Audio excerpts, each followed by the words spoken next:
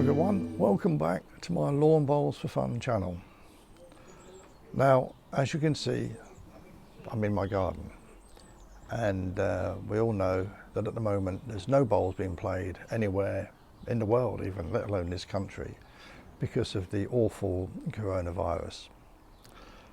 I don't know how long it's going to be before we get bowling again, before we play the game we love. But it's not going to be any time soon, is it? Unfortunately, this summer's going to be a bit of a write-off. We might get the green open later on in the year, but it's looking extremely unlikely. However, we just have to accept it's happened and move on, and hopefully it won't be long before we are bowling again and enjoying the company and the fun and the skill of this wonderful game. Let's hope it's not too long. Now, I have had a few questions of people that have been watching my channel, so I thought, well, there's no reason why I can't answer some of those questions sat in my garden. It's such a lovely afternoon here in England today. It was beautiful yesterday. It's going to be nice again tomorrow. The garden's looking lovely. Spent a lot of time in the garden the last few weeks. Not much more I can do to it. My car's looking as clean as it's ever been. And I've got a couple of other hobbies that keep me busy anyway. But I have been asked a couple of questions, so I might as well answer them. The first question was asked by Michael on YouTube, and he's a new bowler, and he wants me to go through how you score on a scorecard. Actually, it's a very good question, because a few months ago, when I was playing with quite a new player, he's been around for about I suppose it's his beginning of his second season, and I taught him to play bowls, and he's turned out to be a very good player. But he normally leads for me, but in this game indoors, I asked him to play two, and I asked him to keep the score. And he said to me, well, I don't know how to keep the score. How do you do that?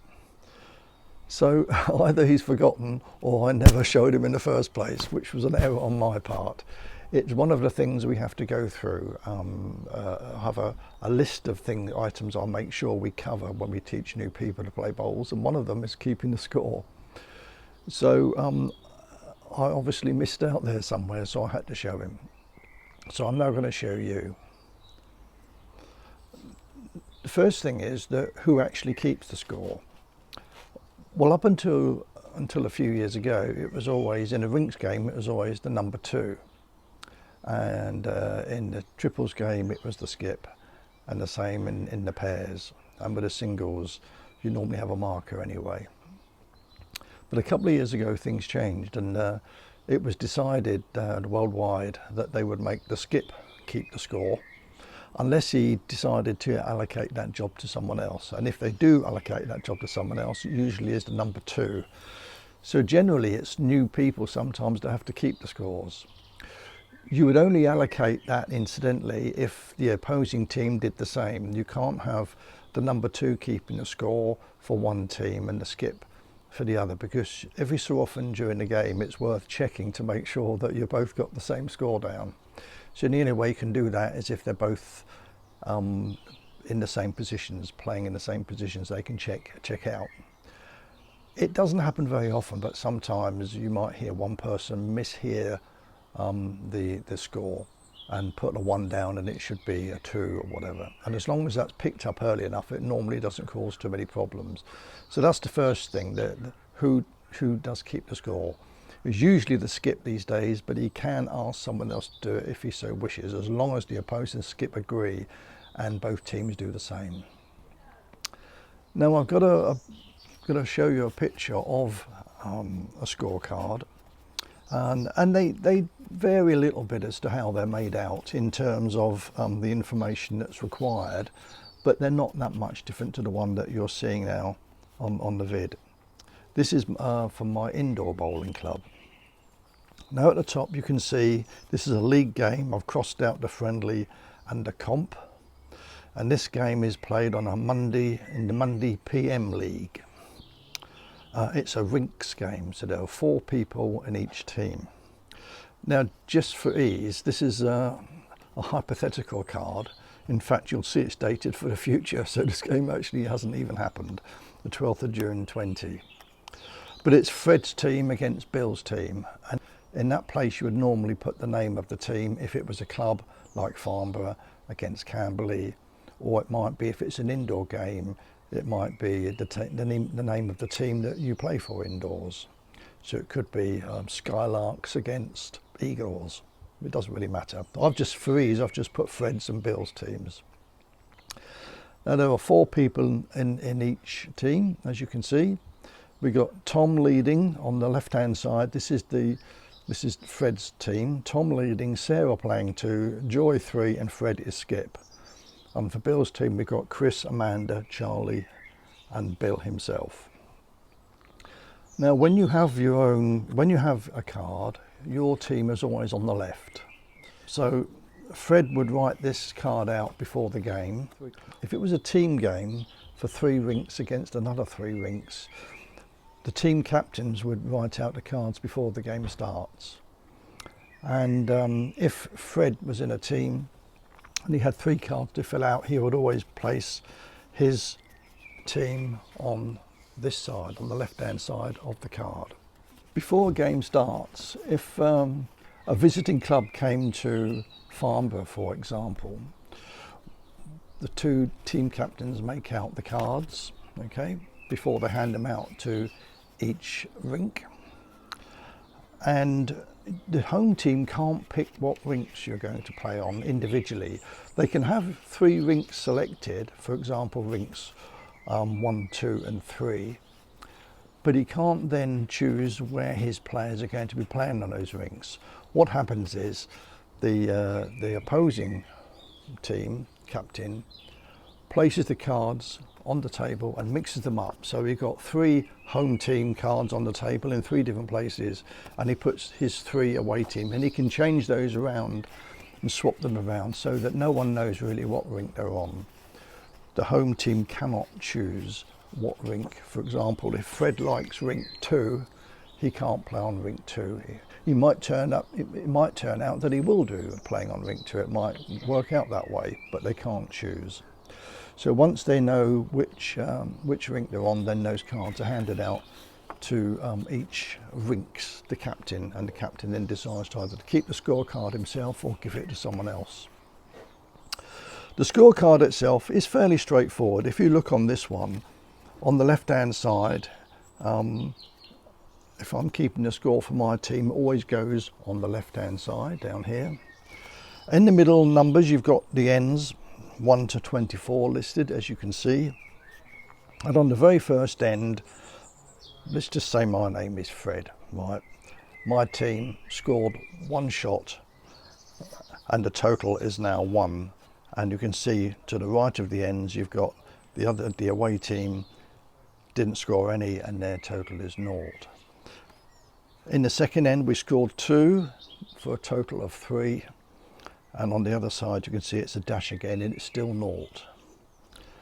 And so on. So on N3, we won again, so we're now 4-0 up. You can see that it's a running total is in the second column. Across here is the running total. Then Bill's team won 2 ends in a row, a 4 and a 2, totaling 6, and so on. And it goes all the way down the card. A rinks game is 21 ends. So at the end of 21 ends, whatever the score is, that's the result. And as you can see that Fred's team won 22-20 in that game of 21 ends. If it's a league game, or if it's a friendly game, then that's how the score would be. If it was a draw, let's just say, for example, it was 20 shots each after 21 ends, then it stays a draw. And it depends what else happens in the rest of the team. Some leagues, for example, have a point for each rink that wins, and then 2 points for the overall score. But you could, in theory, have 3 draws. Then you'd have half a point each for each rink that drew, and then the 2 points would normally go to the winning team we shared between the 2 teams, so that'd be 2.5 points each. It depends. Every league has a different method of keeping the score, But in league games and friendlies, a draw does happen. If it's a competition and it's just a one rink that's playing and you have to have a result, then you would toss a coin and play an extra end. And that's sometimes where you will get on a card 22 ends being played. But that's usually only if there has to be a result and it's a competition.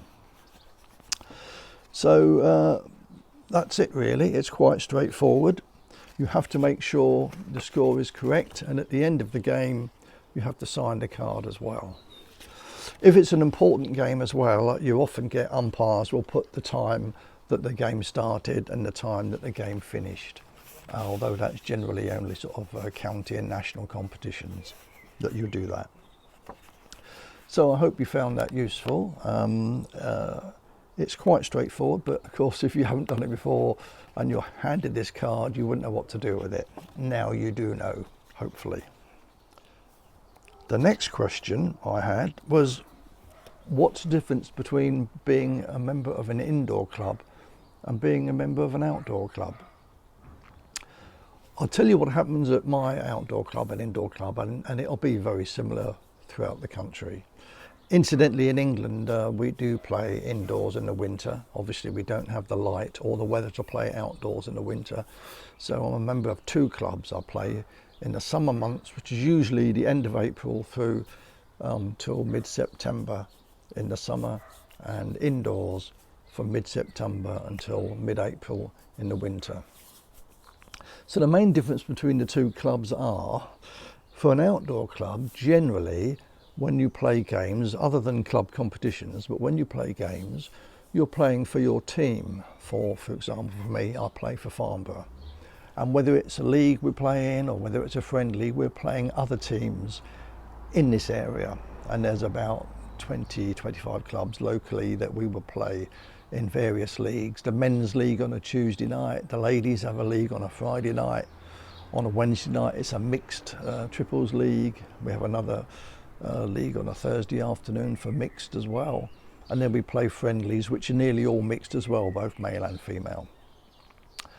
So you're playing mainly, most of your games are for your team against another team. Indoors, although we do play some friendly games against other teams locally at weekends, usually one every couple of weeks, most of the games played during the week are what they call internal leagues.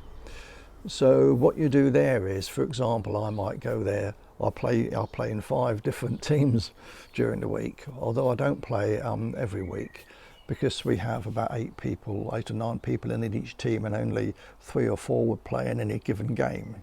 So often I play just once every 2 weeks in each league, or sometimes even longer than that. So it gives me an average about 3 games a week.